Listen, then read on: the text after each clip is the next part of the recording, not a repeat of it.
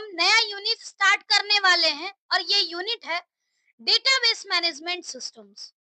अगर हम इस यूनिट की बात करें तो इसमें हम डेटाबेस से रिलेटेड कंसेप्ट के बारे में पढ़ने वाले हैं। साथ ही रिलेशनल डेटा मॉडल के बारे में डिटेल में पढ़ेंगे, एसक्यूएल कमांड्स के बारे में पढ़ेंगे और interface of Python will with SQL database, इसके बारे में हम डिटेल में पढ़ेंगे। लगभग 10 वीडियो इस यूनिट में होगा और एक एक करके हम लोग छोटे छोटे वीडियो में डिवाइड करके और इसके सारे टॉपिक को कवर करेंगे। तो स्टार्ट करते हैं आज का टॉपिक, डेटाबेस मैनेजमेंट। अगर हम डेटाबेस मैनेजमेंट की बात करें तो डेटाबेस, उसके लिए पहले हमें डेटाबेस ये सब का कंसेप्ट पता होना चाहिए, क्योंकि जो डेटाबेस है वो कहीं ना कहीं डेटा से मिलकर के ही डेटाबेस बनता है और उसका हम मैनेज करेंगे तो हमें ये जो है पूरी डिटेल में पता होना चाहिए हर वर्ड का मतलब। तो स्टार्ट करते हैं डेटाबेस कंसेप्ट, यानी इंट्रोडक्शन ऑफ डेटाबेस। पहले हम देखेंगे डेटाबेस क्या है। Database is a word which composed of two words, data and base। कहने का मतलब क्या है कि जो डेटाबेस है उसमें दो वर्ड्स हैं, डेटा और बेस, और उसकी एक अलग मीनिंग है। जैसे data means raw facts and figures and base is place और location where data is stored. यानी डेटा है रो फैक्ट एंड फिगर और बेस का मतलब है कि ऐसा लोकेशन जहां पर डेटा स्टोर किया जाता है। इसका मतलब डेटाबेस का अगर हम मतलब देखें तो ये क्या है, ऐसा लोकेशन, एक लोकेशन पे जहां पे डिफरेंट डेटा स्टोर किया जाता है उसे हम डेटाबेस कहते हैं। और ये डिफरेंट डेटा जो होता है वो मेनली इंटर रिलेटेड डेटा होता है। Database is collection of interrelated data or record in organized form so that it can be easily accessed, managed and updated। यानी जो डेटाबेस है वो कलेक्शन ऑफ इंटररिलेटेड डेटा है और ऑर्गेनाइज्ड फॉर्म में है, इस वजह से हम इसको इजीली एक्सेस कर सकते हैं, मैनेज कर सकते हैं या अपडेट कर सकते हैं। जो भी नीड होगी उसके अकॉर्डिंग हम ऑपरेशन परफॉर्म कर सकते हैं। Interrelated data means the data is related or connected to each other with respect to some given attributes or column। यानी ये जो डेटा है इंटर रिलेटेड होता है और इंटर रिलेटेड कहने का मतलब है कि किसी एट्रीब्यूट और कॉलम के आधार पे ये डेटा एक दूसरे से रिलेटेड होता है। इसे हम डेटाबेस कहते हैं। Database uses various fields to manage and store large amount of information in organised and structured format. जो डेटाबेस है वो वेरियस फील्ड यूज करता है डेटा को प्रॉपर तरीके से स्टोर करने के लिए और मैनेज करने के लिए। एक स्ट्रक्चर्ड एंड ऑर्गेनाइज्ड फॉर्म में ये डेटा स्टोर किया जाता है डेटाबेस में।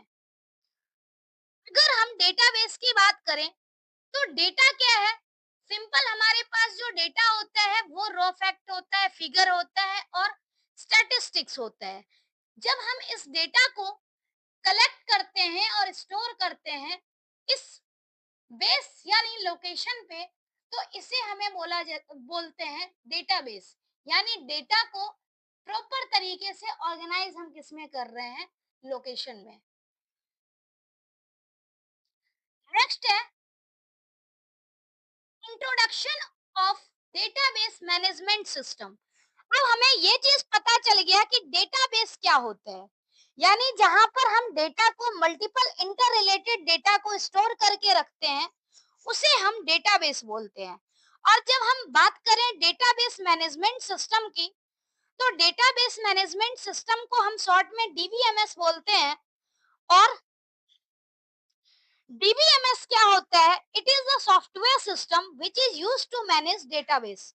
यानी डेटाबेस को मैनेज करने के लिए हम जिस सॉफ्टवेयर का यूज करते हैं उस सॉफ्टवेयर को डेटाबेस मैनेजमेंट सिस्टम बोला जाता है, यानी कि डीबीएमएस बोला जाता है।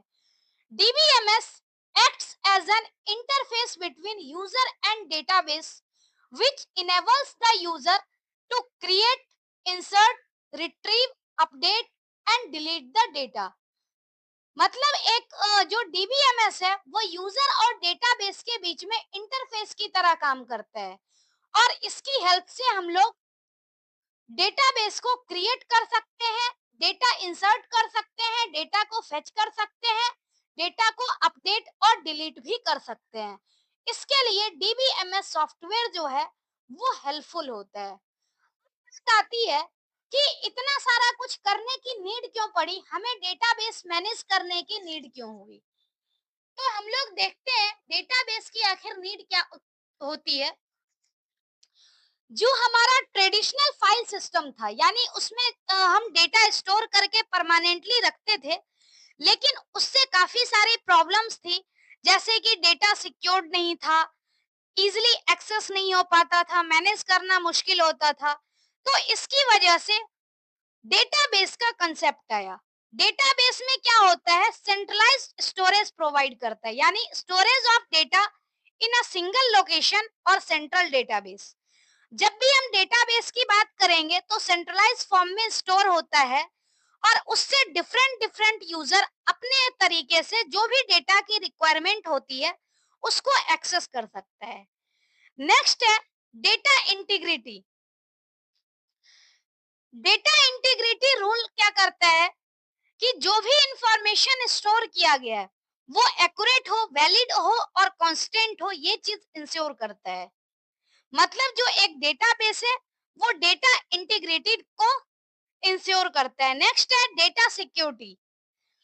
सिक्योरिटी का मतलब है कि इसमें जब भी डेटाबेस की कनेक्टिविटी होती है तो उसके लिए एक user password, user ID password की रिक्वायरमेंट होती है।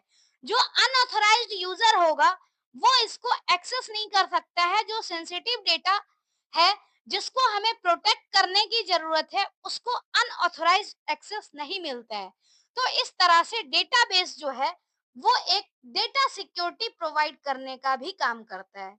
नेक्स्ट है डेटा रिट्रीवल। डेटा रिट्रीवल का मतलब है कि जो डेटा को रिट्रीव करना, किसी डेटाबेस से डेटा को एक्सेस करना।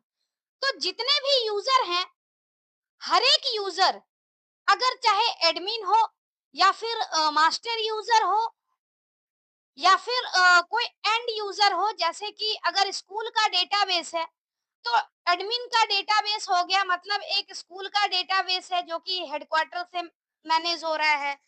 उसके बाद हेडक्वार्टर के बाद नेक्स्ट रीजनल ऑफिस और जो आपके एजुकेशन ऑफिस है वहां से डेटा मैनेज हो रहा है। उसके बाद जो स्कूल की आईडी अलग होती है, हर किसी को अपने अपने लेवल पे डेटा दिखता है। तो जिस तरह का यूजर होगा उसको उसी के अकॉर्डिंग डेटा दिखेगा। तो डेटा रिट्रीवल में ये फैसिलिटी होती है। नेक्स्ट है इफिशिएंट डेटा रिट्रीवल। मतलब जो डेटाबेस है वो यूजर को डेटा एक्सेस करने के लिए एक इफिशिएंट वे प्रोवाइड करता है। तो ये कुछ फीचर्स हैं जिसकी हेल्प से हम लोग डेटा को इजीली डेटा बेस का यूज करते हैं। यानी कि डेटाबेस जो है इस तरह के फीचर प्रोवाइड करते हैं जिस वजह से हम लोग ट्रेडिशनल फाइल सिस्टम को रिप्लेस करके और डेटाबेस को यूज कर रहे हैं।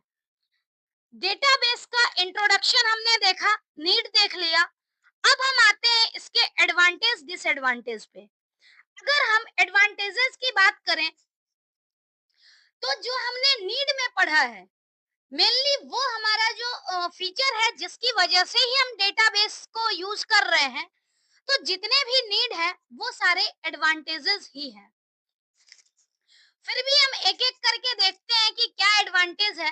सबसे पहला है डेटा इंटीग्रिटी, यानी it ensures accuracy and consistency of data. मतलब कोई भी डेटा जो है वो एक्यूरेट होगा और कंसिस्टेंट होगा। अगर डेटा में कुछ अपडेट हुआ है तो अपडेट होने के बाद फाइनल डेटा क्या होगा वो भी हमें शो होता है। नेक्स्ट है डेटा सिक्योरिटी। डेटा सिक्योरिटी का मतलब है कि डिफरेंट यूजर के पास डिफरेंट टाइप का एक्सेस होता है, जिसकी हेल्प से जो सेंसिटिव डेटा है वो एक्सेस नहीं कर पाता, जिसको राइट होता है सिर्फ वही यूजर एक्सेस कर सकता है। इफिशिएंट डेटा मैनेजमेंट का मतलब है it facilitates storing, retrieving and managing large amount of data. यानी हम लोग डेटाबेस की हेल्प से लार्ज अमाउंट ऑफ डेटा को इफिशिएंटली मैनेज कर सकते हैं। तो ये एडवांटेजेस है। ये भी एक नेक्स्ट एडवांटेज हो गया डेटाबेस का। नेक्स्ट है रिड्यूस डेटा रिडंडेंसी। अब जैसे क्या है कि कई बार हम लोग डेटा को स्टोर करते हैं, तो मैन्युअली जब स्टोर करते हैं उस केस में क्या होता है, डिफरेंट डिफरेंट लोकेशन पे सेम डेटा ही स्टोर हो जाता है। लेकिन अगर हम सेंट्रलाइज तरीके से स्टोर करें, तो जब भी डेटा हमें चेंज करना होगा, अपडेट करना होगा, तो सब हमारा एक सेंट्रलाइज डेटा में ही अपडेट होगा, बार बार कॉपी नहीं होगी। तो इस तरह से डेटा रिडंडेंसी जो है वो भी रिड्यूस्ड होता है। डेटा शेयरिंग है। डेटा शेयरिंग इजी होता है क्योंकि मल्टीपल यूजर्स डेटाबेस को साइमल्टेनियसली एक्सेस कर सकता है। नेक्स्ट है data backup and recovery. Database जो है वो सिक्योरिटी प्रोवाइड करने के पर्पस से कि कोई डेटा लॉस ना हो, उसके लिए ऑटोमेटिक बैकअप और रिस्टोर करने की फैसिलिटी प्रोवाइड करता है। नेक्स्ट है स्केलेबिलिटी। यानी जो भी डेटा है, अगर हमारे पास कोई data at a time present है, हम उसमें कुछ ऐड करना चाहें या कुछ टेबल ऐड करना चाहें, अमाउंट ऑफ डेटा हमारा इंक्रीज हो जाएगा। यूजर्स हम चाहें तो यूजर बढ़ा सकते हैं। तो इस तरह से जो डेटाबेस है वो स्केलेबल भी है। नेक्स्ट है फ्लेक्सिबल। फ्लेक्सिबिलिटी ये इंश्योर करता है कि डेटाबेस को हम इजीली अपडेट और मेंटेन कर सकते हैं अदर डेटा को डिस्टर्ब किए बिना। तो ये कुछ जो एडवांटेजेस हैं वो डेटाबेस के एडवांटेजेस हैं। अब हम बात करें तो इतने सारे एडवांटेजेस के साथ कुछ ऐसा भी है कि जो डेटाबेस के डिसएडवांटेजेस भी हैं। हर चीज सिर्फ अच्छा नहीं होता, कई बार निगेटिव वे में भी होता है। तो हमें इसका डिसएडवांटेज भी पता होना चाहिए। जैसे अगर हम डिसएडवांटेजेस की बात करें, तो डिसएडवांटेजेस है पहला कॉस्ट। यानी जो इनिशियल सेटअप कॉस्ट और मेंटेनेंस कॉस्ट होता है वो काफी हाई होता है, चाहे वो उसके लिए हार्डवेयर की रिक्वायरमेंट हो या सॉफ्टवेयर की रिक्वायरमेंट हो या फिर डेजिग्नेटेड स्टाफ की रिक्वायरमेंट हो। हर रिस्पेक्ट में क्या होता है, डेटाबेस मैनेज करने का कॉस्ट ज्यादा होता है। नेक्स्ट है कम्प्लेक्सिटी। कम्प्लेक्सिटी यानी कि जो नॉर्मल लोग इसको यूज नहीं कर सकता, डिजाइन नहीं कर सकता, जो प्रोफेशनल्स होते हैं वही इसको डिजाइन और मैनेज कर सकते हैं, क्यों ये डेटा काफी कम्प्लेक्स होता है। मतलब सेंट्रलाइज वे में हम डिफरेंट डेटा को स्टोर करते हैं, इंटर रिलेटेड डेटा को। तो एक ही जगह डेटा स्टोर होने से काफी कम्प्लेक्स हो जाता है और उसके लिए हमें ट्रेंड प्रोफेशनल की नीड होती है जो डेटाबेस को डिजाइन करे और मैनेज करे। नेक्स्ट है परफॉर्मेंस इश्यूज। जैसे कई बार डेटा अगर लार्ज वॉल्यूम का हो, बहुत सारा डेटा हो और हम ऑप्टिमाइज तरीके से स्टोर नहीं करते हैं, तो इससे क्या है कि हमारा जो डेटा है वो स्लो एक्सेस हो सकता है। तो इसके लिए हम बोल सकते हैं कि समटाइम्स परफॉर्मेंस इश्यूज भी होते हैं। नेक्स्ट है सेंट्रलाइज डेटा है। तो कई बार सेंट्रलाइज डेटा जो है साइबर थ्रेट्स भी हो सकते हैं। कोई साइबर अटैकर जो होगा वो डायरेक्टली सेंट्रलाइज डेटा को टारगेट कर सकता है। इससे क्या है, सिक्योरिटी रिस्क बढ़ जाती है। कई बार क्या है कि सिस्टम अगर फेल हो जाए, अगर सिस्टम क्रैश हो जाए, तो इससे क्या है, सारे ऑपरेशन, सारे यूजर को प्रॉब्लम फेस करना पड़ेगा। और उस केस में कई बार ऐसा होता है कि प्रॉपर तरीके से अगर रिकवरी नहीं हो पाती है, तो हमें कुछ डेटा फिर से क्रिएट करने की भी नीड हो सकती है। तो ये कुछ डिसएडवांटेजेस थे। अब नेक्स्ट है एप्लीकेशन। एप्लीकेशन ऑफ डेटाबेस, और ये आज का लास्ट टॉपिक है। अगर हम एप्लीकेशन की बात करें, तो जो ये डेटाबेस है वो डिफरेंट डिफरेंट फील्ड में हम यूज कर सकते हैं। जहां पर भी ये डेटा यूज होता है वो मेनली डेटाबेस का एप्लीकेशन है। लगभग आजकल हर फील्ड में डेटा स्टोर करने की नीड होती है। तो हम एक एक करके देखते हैं कि कहाँ कहाँ पे हम डेटाबेस यूज करते हैं। कुछ हम कॉमन चीजें देखेंगे। हालांकि लगभग हर सेक्टर में डेटा आजकल यूज होता है डेटाबेस। बैंकिंग की बात करें तो बैंकिंग में कस्टमर अकाउंट को मैनेज करने के लिए, ट्रांजैक्शन, लोन, ये सब करने के लिए हमें डेटाबेस की नीड होती है। अगर हम ई कॉमर्स की बात करें तो ई कॉमर्स में भी इन्वेंट्री जो है उसको हैंडल करने के लिए, प्रोडक्ट इन्वेंट्री हैंडल करने के लिए, कस्टमर के ऑर्डर का, पेमेंट का, ये सब डेटा रखने के लिए हमें डेटाबेस की नीड होती है। ऐसे ही हेल्थ केयर में हमें नीड होती है पेशेंट रिकॉर्ड रखने में, उसके ट्रीटमेंट और अपॉइंटमेंट शेड्यूल से रिलेटेड, उसकी मेडिसिन की हिस्ट्री, ये सब से रिलेटेड डेटा हम लोग हेल्थ केयर डिपार्टमेंट में रखते हैं। ऐसे ही एजुकेशन में क्या होता है कि जो स्टूडेंट का रिकॉर्ड है उसको मैनेज करने का काम, कोर्स से रिलेटेड जो इनरोलमेंट है या उसके मार्क्स से रिलेटेड डेटा है, ये सब मैनेज का काम जो होता है, मैनेज करने का काम डेटाबेस की हेल्प से होता है। ऐसे ही गवर्नमेंट सेक्टर में जैसे टैक्स से रिलेटेड हो गया, सेंसस डेटा है, आईडी रजिस्ट्रेशन है, या फिर और भी फील्ड है जहां पर गवर्नमेंट जो है वो डेटाबेस यूज करती है। ऐसे ही टेलीकम्युनिकेशन में भी जैसे बिलिंग के लिए है, पोस्टपेड बिल्स हो गया, प्रीपेड बिल के लिए, प्रीपेड के लिए जो रिचार्ज होता है उसका record, call record, customer management, इसके लिए टेलीकम्युनिकेशन में डेटाबेस का यूज होता है। ऐसे ही सोशल मीडिया प्लेटफॉर्म के केस में user data, post, comment, message और जो भी इंटरेक्शन है, हर चीज का डेटा स्टोर करके रखता है डेटाबेस। तो ये कुछ डिफरेंट फील्ड है जहां पर डेटाबेस यूज किया जाता है।